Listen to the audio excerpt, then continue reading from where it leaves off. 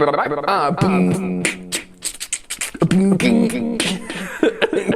Jesus.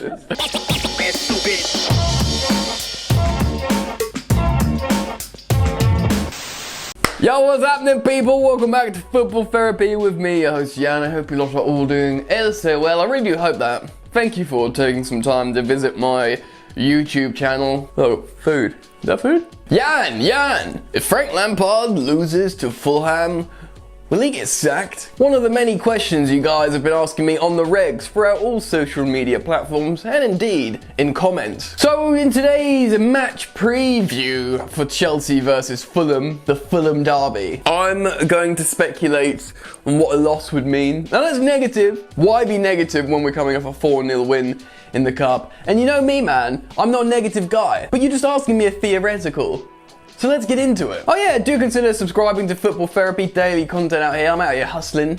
So why don't you join the party, man? Daily content, hit the bell notifications icon so you get notified and you can be one of the first to watch my video like you are right now. And oh, what's that? You want to drop a like because you're a really sweet person. Thank you. Alright then, let's get into today's video. So, Lampard did his press conference as per the normal custom, and Chelsea have a fully fit squad to choose from after a decent amount of time between games. Match preparation. Only N'golo Kante is not available for selection due to his accumulation of yellow cards, seeing him get suspended for one game. But other than that, everyone is available, which makes you think, ooh, who is Frank Lampard gonna pick for this game? I want to sort of preview the match a little bit before we get to the sort of theoreticals of this video. Do you know what I mean? Yeah. So, everybody available. I'm gonna give you a predicted lineup in a second, but let's talk about Fulham a little bit, because they started this season under Scotty Parker, looking like they were ready to go straight back down after winning the playoff finals to sneak in through the back door of the Premier League. I mean, yeah. But players are coming good. New players. Alphonse Areola in goal, by the way. He's been superb for them. He's keeping them in the Premier League so far, but they look a lot better. Defensively resolute. They've actually got some good attacking combinational play in the final third. And I'm thinking, you know what, Scott Parker? Fair play to you, mate. I didn't really know much about you. I mean, many people say the same thing about Frank Lampard. Both new coaches, both really just sort of spent time around youth teams. Well, Lampard obviously had a year managing Derby, but still similar levels of experience. And I've been impressed with Scott Parker with that team. Obviously, Cavalleri's been very good. Ruben Loftus-Cheek was positive. He looks like he's getting better and better. The game against Tottenham where they drew 1-1, and to be honest, man, they probably feel like they could have won that game. They played really well, man. Fulham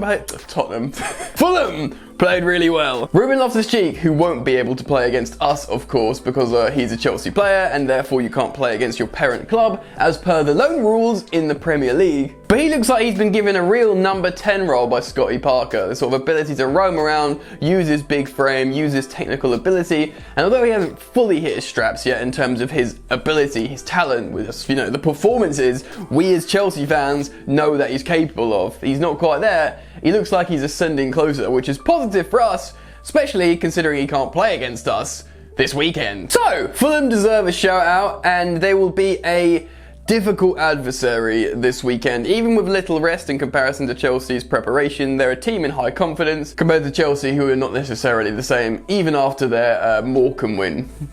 So, before we talk about the ramifications of different results in this video, which is, I guess, the hot and juicy part of the content, let's talk about my predicted lineup to go into this game, because I think, due to Chelsea having a full squad to select from, this will be an interesting and difficult thing to call. So let's switch over screens now. Right, 4-3-3, I think, boys and girls, because why change it now when you're coming off a win and, you know, it's just, and you need wins, basically. The back four should select itself, including the goalkeeper, due to everyone being fit. So that would mean Edouard Mendy in goal, keeping net, as you would assume. Thiago Silva fully rested with Kurt Zouma to play in the centre-half positions. Obviously, They've been great together. Worth mentioning as well at this point that Frank Lampard reiterated how Chelsea are top of the pops. I've said this in a previous video, top of the table for defending and scoring set pieces. So you wouldn't really want to change the chemistry in that sense with your big men by net. Continuity would dictate that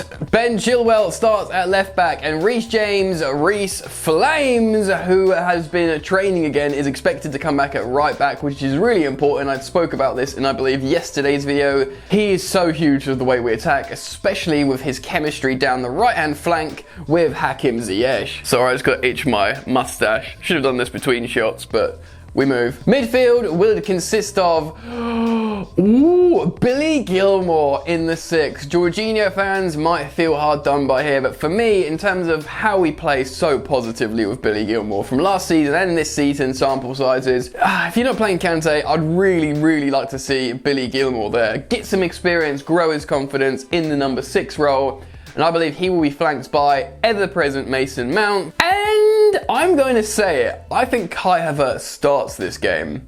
He's been looking good off the bench, really good. He did well against Morecambe. If he's good to go, he's our record signing, I think. If he's like 1 million more than Kepa, he's an amazing player. If he's settled and he's feeling good, I think he needs to start, especially against Fulham, where we'll have the onus to attack. We don't need Cottage, I don't think. So Kai Havertz starts in the right 8. On the right wing, it has to be Hakim Ziyech. Now, we've got 3 very good wingers, so this is always going to be difficult when you pick 2 out of the 3. Hakim Ziyech, though, due to his relationship with Reece James down that right-hand side, for me, that's a big enough reason to start him. If he can combine with Havertz and Reece James down that right-hand flank, Reece does the overlap with, crosses into the near post. Ziyech does, cuts in on his left boot, crosses to the far post. The perfect combination. That's why Frank Lampard bought Ziyech to complement Reece James. He has to start for me. Right, on the left wing, it's a difficult one, and I'm going to go for Callum Hudson-Odoi. Now, this sounds really harsh on Pulisic, and maybe it is. He's done nothing wrong this season. He's an amazing player. He was our best attacker last season. He looks so threatening this season. But in terms of chemistry and how the team plays, I don't think Chelsea will be breaking in behind against Fulham. I think they'll try and defend at most of the time. And because of that, we won't really need Pulisic's speed running in behind. I think we'll need Callum taking on a man and doing 1-2s and stuff. I know Pulisic can do that as well, but just in terms of recent form, goal scoring and assisting, Callum Hudson-Odoi just won a Man of the Match award. He has to start on his favoured left wing for me. Now, striker is difficult. I think Frank Lampard wants to play Timo Werner. He's the striker that he's bought. Chelsea want him to play him, similar to Kai Havertz, and maybe he will start this game. But I think in terms of meritocracy, I'm going to say Tammy Abraham, because Tammy can occupy centre-backs a little bit more. You say Giroud as well, but I think Tammy's the best of both worlds, or jack of all trades, you could say. I think it's just so unfair. It's so difficult to bench these strikers, but I think Tammy will play.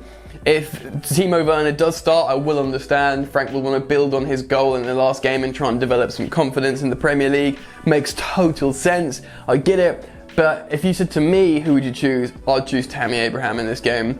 And then, put on another striker.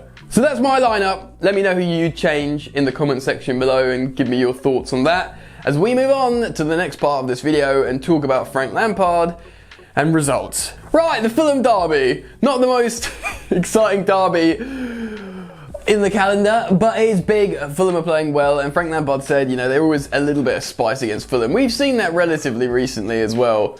So, an important game. Chelsea will absolutely be expected to win this game. Not just because it's Chelsea versus Fulham, but Chelsea have had more rest. Now, there'll be some people in the comments making a case for Fulham continuing momentum, playing every 3 days when you're on a positive performance streak.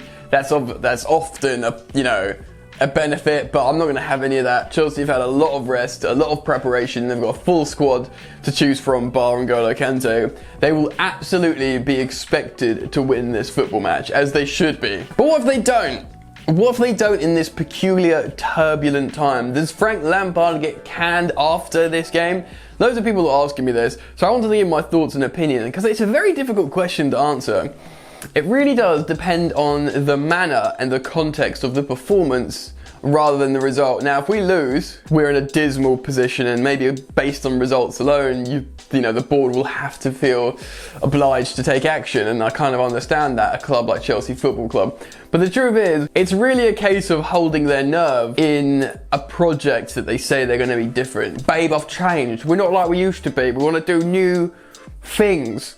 What am I saying? Basically, the noises around the club is that they want to give time to Frank Lampard and invest in a project.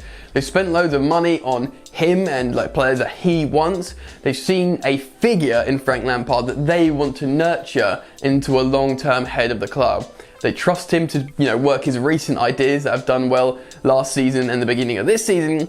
But ultimately, the club are banking on Frank Lampard improving as a coach.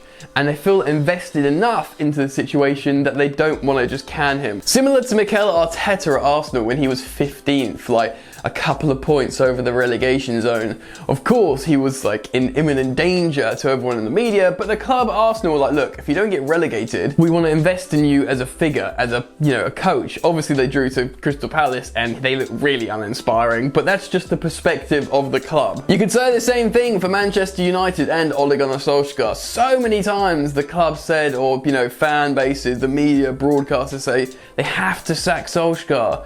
Look at them, it's awful. But the club held their nerve, and they are currently top of the Premier League. I think Chelsea are looking at that and saying, look, there's no benefit of just sacking Frank Lampard. If you bring in one of these German coaches, great, maybe more qualified, great, maybe brings the best out of certain players, they probably won't see any reason to bring him in mid-season. I think at most, if they lose faith in Lampard, they'll change manager in the summer. I know that sounds awful, but they'll probably be thinking a new coach won't be able to rescue a certain European position because they need to learn the players, learn the league, learn everything. And in a season where you play games every 3 days, you can't. You just simply can't. They won't be able to bring in their players. They won't be able to even have conversations with the new players. It's just mad. If this was a normal season, a normal situation, and Frank was really, really underperforming, he lost to Fulham and, the performance was dismal, they probably wouldn't hesitate in sacking him. But because of the situation, because of how thick and fast games are coming, if they make the decision that he's not the man, I think personally they'll just change him in the summer. So yeah, that's what I think at the moment. But it depends on the manner. If the players turn, if the players are no longer playing for Frank Lampard, then that's the moment you can him regardless, whoever he is. So that's the one you're going to keep an eye on. Anyway, hopefully this rambling makes sense. I'll be keen on getting your thoughts and opinions. Get down in the comment section below and express them. Drop a like if you enjoy me talking about Chelsea. Subscribe if you're new. Swing back soon, my friends. Enjoy the football, and I'll see you later. You ain't so tough with that bad boy tuck. I'ma get it how I'm living, I'ma walk the walk. Outline my lines, I rap through thought. Body bag the verse, outlined in chalk. In my life seen trouble, hustle on the double. Silence on the trigger like my pick got a muzzle. Yo, chick like to guzzle, bad boy stay in trouble. I only love this paper, sorry I don't. I laugh me, baby.